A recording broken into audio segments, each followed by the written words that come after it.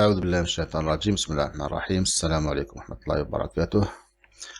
قبل ما نبداو في الحصة تاع اليوم، بالنسبة للناس اللي راهم يتواصلوا معايا ويحوسوا على دي كور دو سوتيان، دونك نخبرهم باللي راني ندير دي كور دو سوتيان في هاد ليكول كرياتيف سكول، يقدروا يحوسوا عليها في فيسبوك، هايك لاباج تاعها.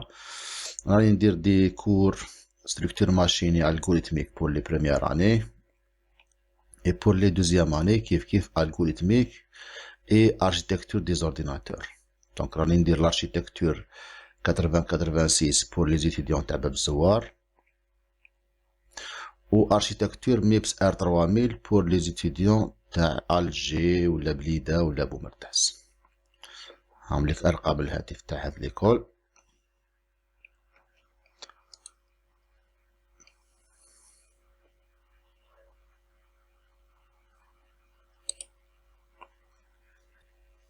دوكا نعاود نولو للدرس تاعنا.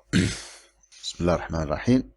Avec cette vidéo, je vais commencer une nouvelle série de vidéos, une nouvelle playlist sur l'architecture des ordinateurs 80-86.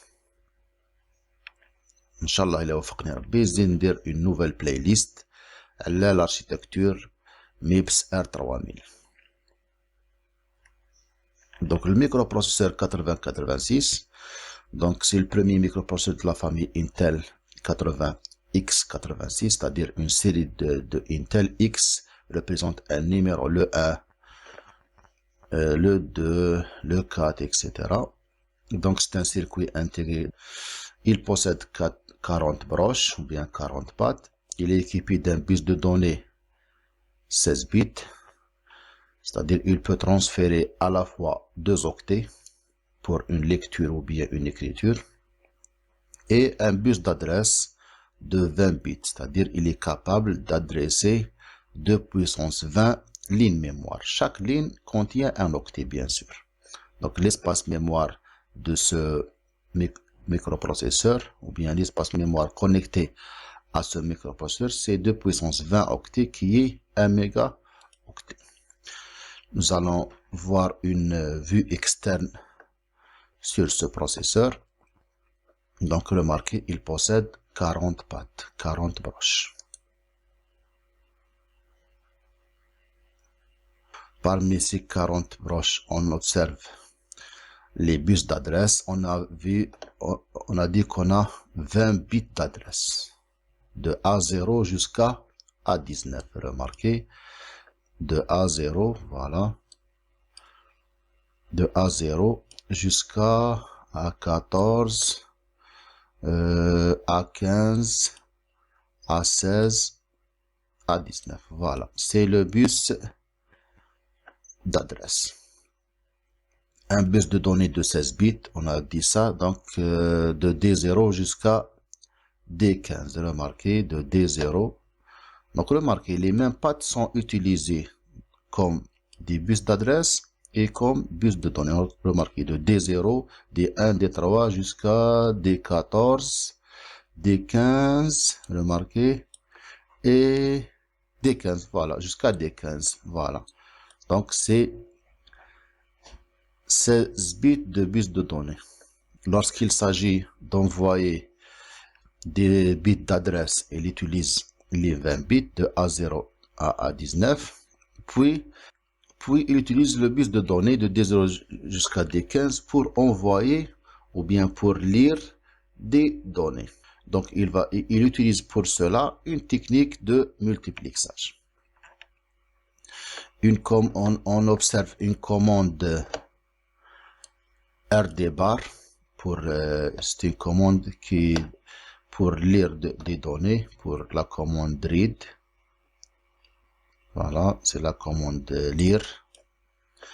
On observe la commande write bar, c'est la commande écrire.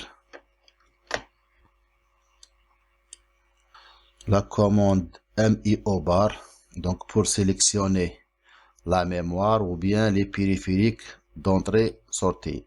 Donc 1 pour sélectionner la mémoire centrale et 0 pour sélectionner les périphériques d'entrée-sortie, comme le clavier, l'écran, l'imprimante, etc.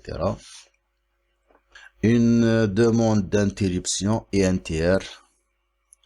Donc, c'est une demande d'interruption masquable, interruption request. C'est une demande. ENTR bar, c'est une réponse d'interruption acceptée. Donc, c'est la réponse de cette demande. ENTR bar, voilà, c'est la commande. Donc, le signal 0 veut dire une demande d'interruption acceptée.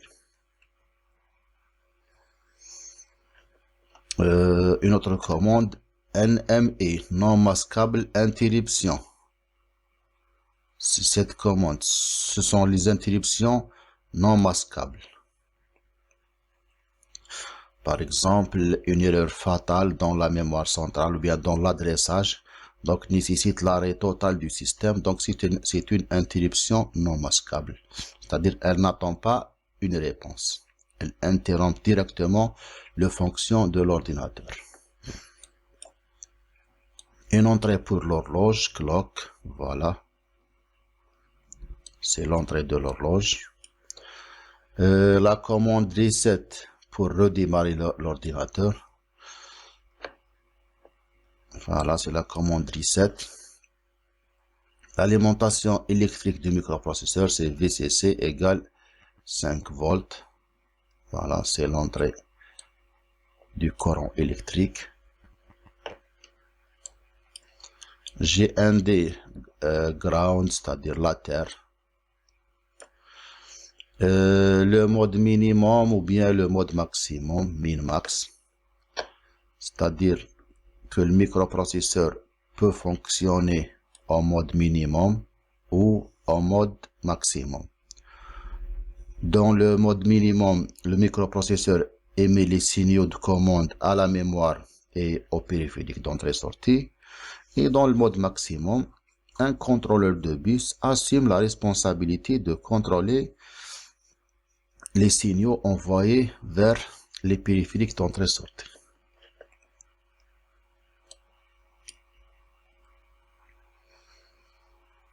Voilà, c'est une vision générale sur un microprocesseur 86. Donc, ce microprocesseur est connecté avec la mémoire centrale qui est 1 mégaoctet. Il est connecté avec les différents périphériques d'entrée-sortie via un circuit interface.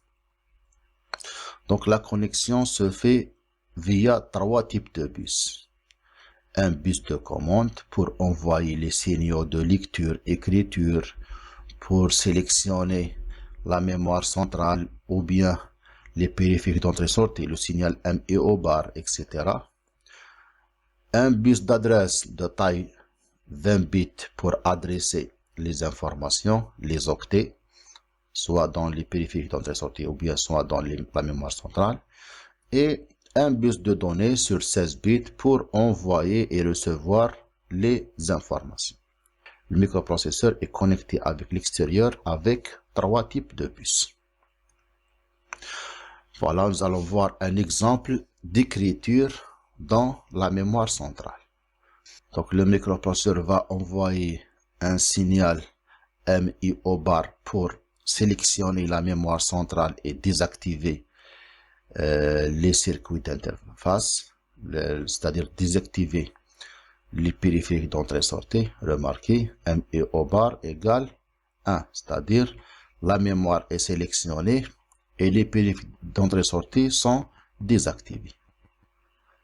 Parce que les périphériques d'entrée-sortie sont activés avec le 0. Maintenant, il va envoyer la commande écrire, donc RW bar égale 0. Elle sera envoyée vers la mémoire centrale et vers les périphériques. Et puisque le périphérique n'est pas activé, donc il ne va pas réagir. Maintenant, il va envoyer l'adresse où le microprocesseur souhaite écrire ces informations via les bus d'adresse de A0 jusqu'à A19. Et enfin, il va envoyer l'information dans le bus de données en utilisant les bits de D0 jusqu'à D15. Voilà. C'est l'opération d'écriture dans une mémoire centrale. Même chose, s'il veut écrire dans un périphérique d'entrée-sortie. Par exemple, il veut afficher une information sur écran ou bien imprimer. Donc, l'écran et l'imprimante, kiff, ils possèdent des adresses dans le circuit interface, bien sûr. Donc, il va sélectionner les circuits interface pour activer les périphériques d'entrée-sortie et désactiver la mémoire centrale. Remarquez, il va commencer par le signal M et O bar égale 0. Ce signal va arriver à la mémoire centrale en même temps au périphérique d'entrée-sortie. Il va activer les périphériques d'entrée-sortie et désactiver la mémoire centrale parce que la mémoire centrale est activée par le 1. Maintenant, il va envoyer la commande écriture, c'est WR, remarquez, égale 0 pour écrire et ne pas lire. Ce signal est envoyé aussi vers la mémoire centrale, mais elle ne va pas réagir parce qu'elle est désactivée. Il va envoyer l'adresse du périphérique concerné, soit l'imprimante, soit un écran, ça dépend l'adresse du périphérique, voilà. Et enfin, il envoie l'information à écrire. Voilà, c'est tout ce qu'on a dans cette petite vidéo, une petite introduction vers le microprocesseur 8086. سبحانك اللهم بحمدك اشهد ان لا اله الا انت استغفرك واتوب اليك.